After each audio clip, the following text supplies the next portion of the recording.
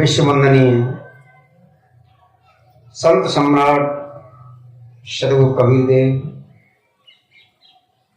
पूजनीय संत समाज, धर्म प्रेमी सज्जन, माता बहनों, नन्हे मुन्ने बच्चे, आप सभी को मेरा हार्दिक अभिनंदन साहेब।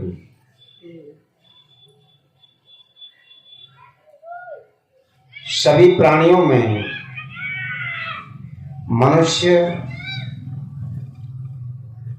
एक विलक्षण प्राणी है, अद्भुत प्राणी है। जैसा मनुष्य कर सका है वैसा दुनिया में कोई प्राणी नहीं कर पाया है। बंदर इतना नटखट है, मनुष्य की तरह से सब कुछ कर लेता है, नकलची नंबर 1 का। परंतु मनुष्य की तरह से विकासशील नहीं है।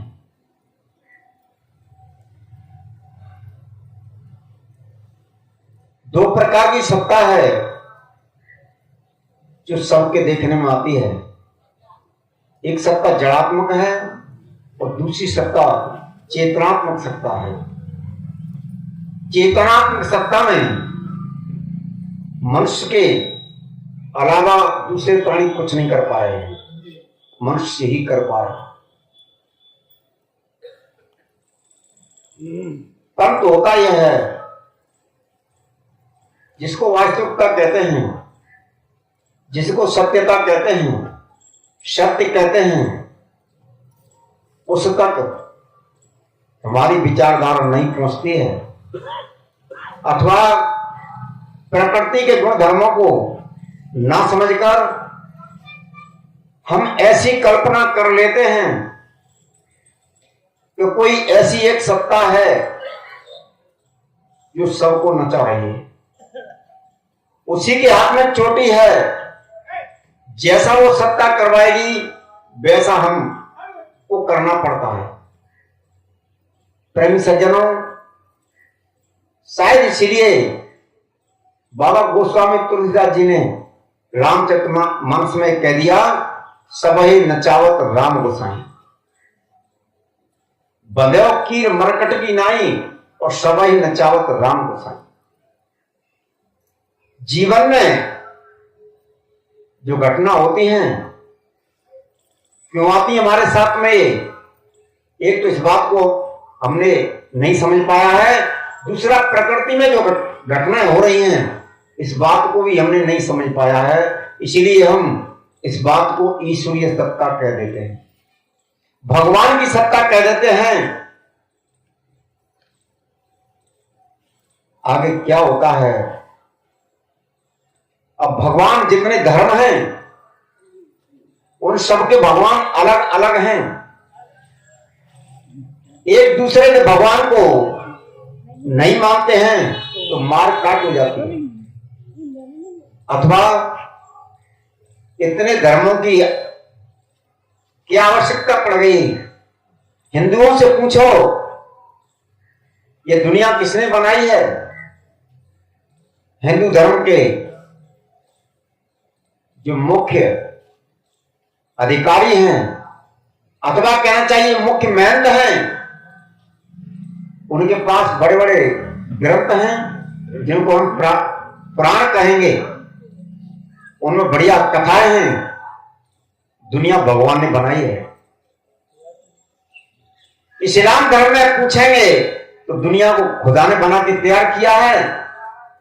ईसाई धर्म में पूछा जाए तो पूरी सृष्टि को 7 दिन में गॉड ने बना के तैयार किया है। इसीलिए 8वां दिन जो रविवार है, शुरुआत की भगवान ने बनाने की, गॉड ने, फिर आगे रविवार आ गया तो शांत हो गई। इसलिए रविवार की जो छुट्टी है, जो गॉड को मानने वाले हैं, मेरे ख्याल से उनकी ओर से ही तैयार की गई। क्यों? जब खुदा ही रुक गया, जब गॉड ही रुक गया काम करने से, तो तुम भी रुक जाओ।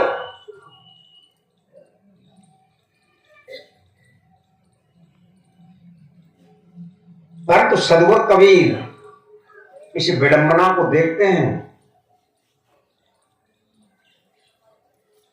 सदगुरु कबीर साहिब की दृष्टि में न कोई हिंदू है, न कोई मुस्लिम है, न कोई सिख है, न ईसाई है, कोई कुछ नहीं है। सब कौन है? सब मनुष्य है। परंतु इस मनुष्य के अंदर में इतना जातिवाद, इतनी छुआछूत, इतने धर्म, ये आखिरकार तैयार कैसे हो गए? अभी संत अमर साहिब ने एक शब्द कहा कि बहुत समय से इन्हीं विचारधारा पर चर्चा होती आ रही है, बजाय हल्का पड़ने के ये मान्यताएं और मजबूत होती चली जा रही। अभी एक 10-15 दिन की बात है, एक महात्मा थे वैष्णव और धौलपुर के रहने वाले हैं, कुशला समाज से और बयाना की तरफ रहते हैं। वो आए, उनके साथ में उनका एक सेवक भी आया था। तो मैंने कहा तुम कुशवाहा के गांव में रहते हो? वहां बोले कुशवाहा तो छाया के लिए भी नहीं है। तो मैंने कौन है? कि माली है। मतलब कि माली हमसे छोटे हैं। एक धर्म और धर्म के अंदर जातियां, एक ही जाति की अनेक शाखाएं, इनके होने का तात्पर्य क्या है? एक ही पंथ मजहब धर्म में रहने वाले, एक ही मत पंथ मजहब को स्वीकार करने वाले अंदर में ये विषमताएं कैसे पैदा हुई? और ये विषमताएं जो पैदा हुई हैं, इनका ही कारण है इतने मत पंथ मजहब धर्म तैयार हो गए। वह क्या है? वह है मेरा स्वार्थ। यदि मेरे स्वार्थ की पूर्ति नहीं होती है अथवा तुम नहीं करते हो तो मेरा धर्म, मेरा मजहब, मेरा पंथ अलग है।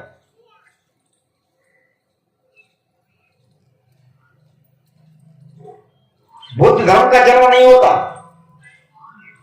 जैन धर्म के जन्म होने की कोई आवश्यकता नहीं थी, सिख धर्म के जन्म होने की कोई आवश्यकता नहीं थी। पर जितना छीछा लेकर जो होती है छुआछूत की, वर्ण व्यवस्था की, इस वर्ण व्यवस्था ने, इस छुआछूत ने इनको जन्म दिया।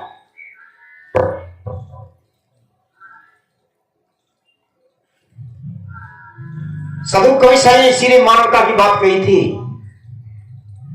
जहां हम धर्म की बात करते हैं, धर्म प्रकृति का एक है।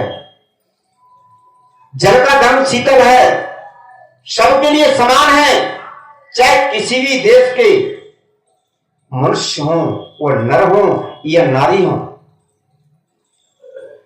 किसी भी धर्म की नारियां या पुरुष हैं। हिंदू धर्म में ब्राह्मण से लेकर के क्षत्रिय, वैश्य, शूद्र, जिसको निकृष्ट से निकृष्ट मेहतर कहा जाता है, कंजर कहा जाता है, जब किसी के साथ में भेदभाव नहीं करता है, सबकी प्यास मिटाता है।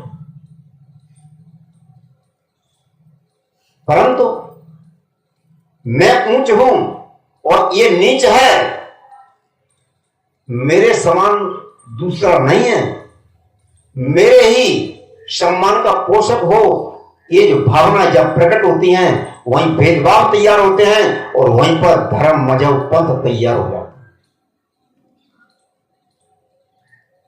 सबके लिए तत्वों के धर्म है, समान है।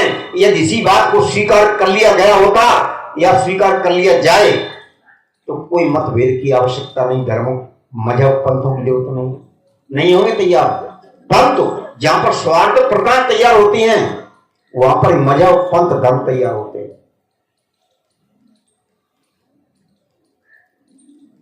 ये बहन बेटियां, आपकी हमारी, कहना चाहिए हिंदू धर्म हो, चाहे सिख धर्म हो, चाहे जैन धर्म हो, बौद्ध धर्म हो, ईसाई धर्म हो, भारत हो या नेपाल, पाकिस्तान, रूस, चीनिया, चीन, अमेरिका, इंग्लैंड, कोई भी हो,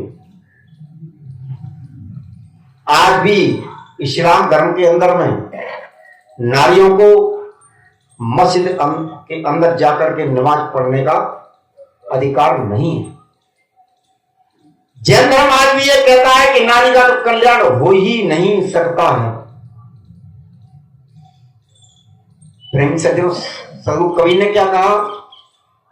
हंस नारी पुरुष है ये सब काल का फंद, गाद फांस समेट के साहिब शरण आनंद।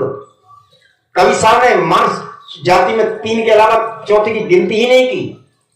नर है, नारी है, नपुंसक है, ये 3 है, चौथा नहीं है।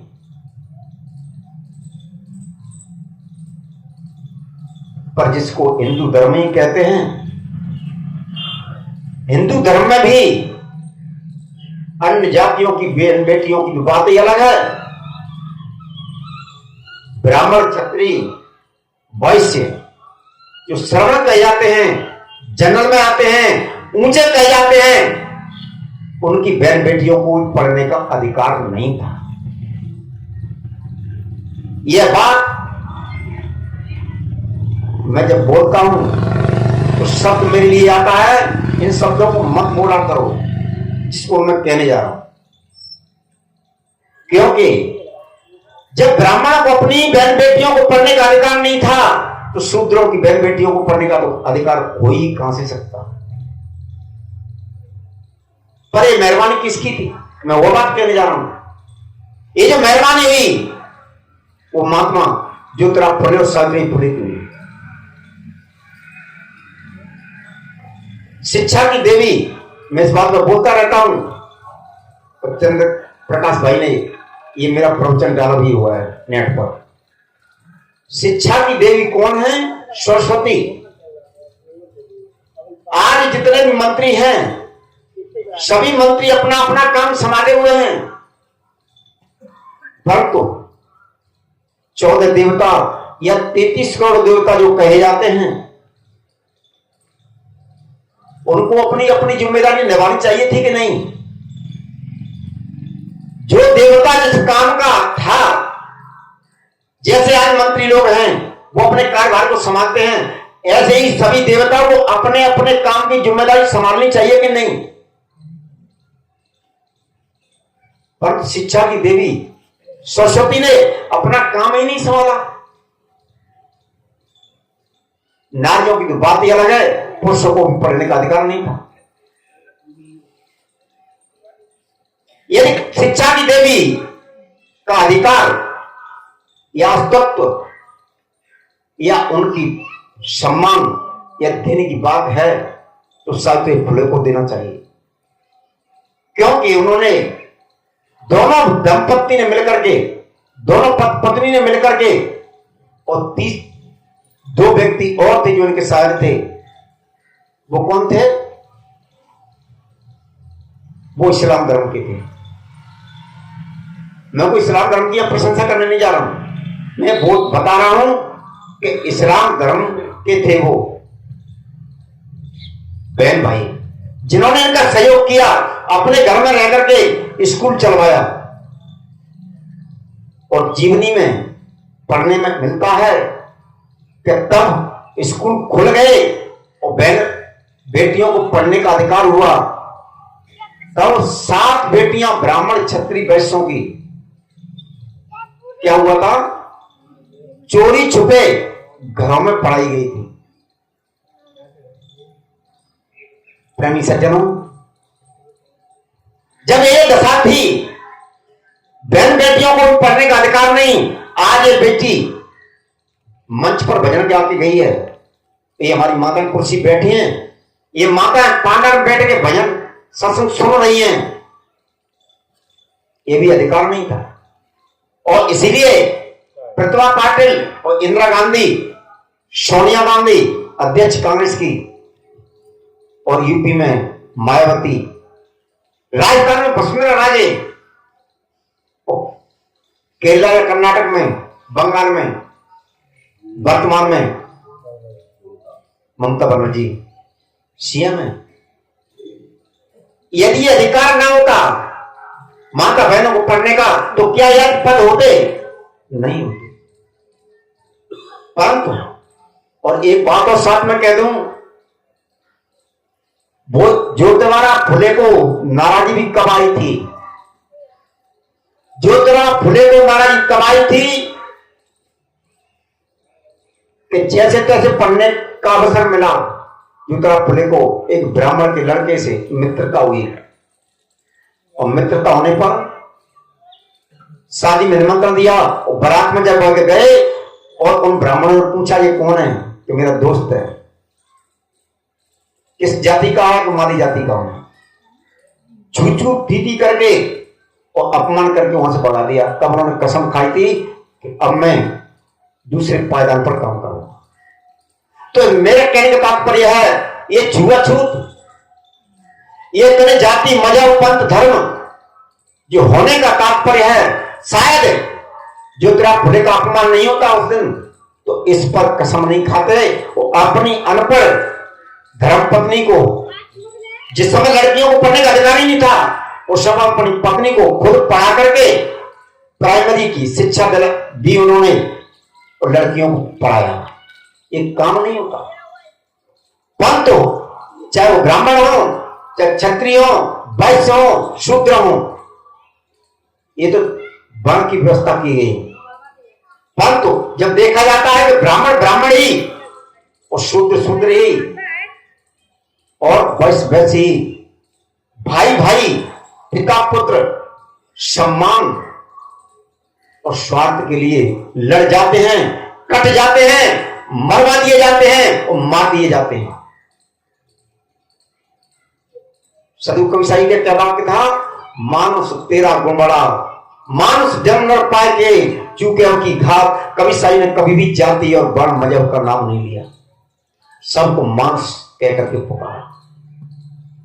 यदि यही बात हम अपने अहंकार और स्वार्थ को गिरा करके यदि मानवता के लिए ही कुछ सोचते हैं, मानव के लिए ही कुछ करते हैं, तो अभी हमारे साहब जी जो बात बोल के गए कि हम जितना सुधारने की बात करते हैं, उतना ही ये बातें और मजबूत होती चली जाती, फिर मजबूत नहीं होंगी। यदि सबके अंदर मानवता के प्रति प्यार हो और स्वार्थ और अहंकार और मेरा ही सम्मान वो पानी मिले, मुझे ही ऊंचा बढ़ा दिया जाए और सबको नीचे पीछे धकेल दिया जाए, ये बात यदि अंदर न रहे, तो मैंने जो बात कही, चाहे धर्म हो, चाहे मजहब हो, चाहे पंथ हो, चाहे एक ही गुरु के शिष्य हो, जहां स्वार्थ की बात आती है, सम्मान की बात आती है, और साथ में विकारों को जब पानी दिया जाता है, तो क्या होता है? इसी प्रकार से रास्ते अलग अलग होते हुए चले। प्रकृति के लिए न कोई छोटा है न बड़ा है। ब्राह्मण मकान बना दे, उसमें सुअर घुसता है, मकान मना नहीं करता है। ब्राह्मण मकान बना देता है, मेहतर उसको खरीद लेता है, मकान मना नहीं करता। गंगा जैसी नदियों पर जब ये बात आ जाती है कि अधिकार, ब्राह्मण बैठ करके आज्ञा देगा तो स्नान होगा, तिलक करेगा स्नान के समय ब्राह्मण, ये अधिकार किसने दिया है? प्रकृति ने या किसी ने? पर अपना स्वार्थ है। मैं जितना पैसा खींच सकूं उतना खींच लूं, गुमराह कर सकूं उतना गुमराह कर दूं, ये स्वार्थ आदमी अपना पूरा करता। इसलिए मैं तो यही निवेदन करना चाहूंगा कि हम सच्चे अर्थों में मानवता की ओर चलें, मानवता को पहचानें। वास्तविक प्रकृति की ओर से ना कोई छोटा है और ना कोई बड़ा है, इसी भावना को अपने अंदर रखें तो हमारा भला होगा और जीवन में शांति होगी और सबका कल्याण होगा। इन्हीं शब्दों के साथ मैं अपनी वाणी को विराम दूंगा। बोलिए सदगुरुदेव की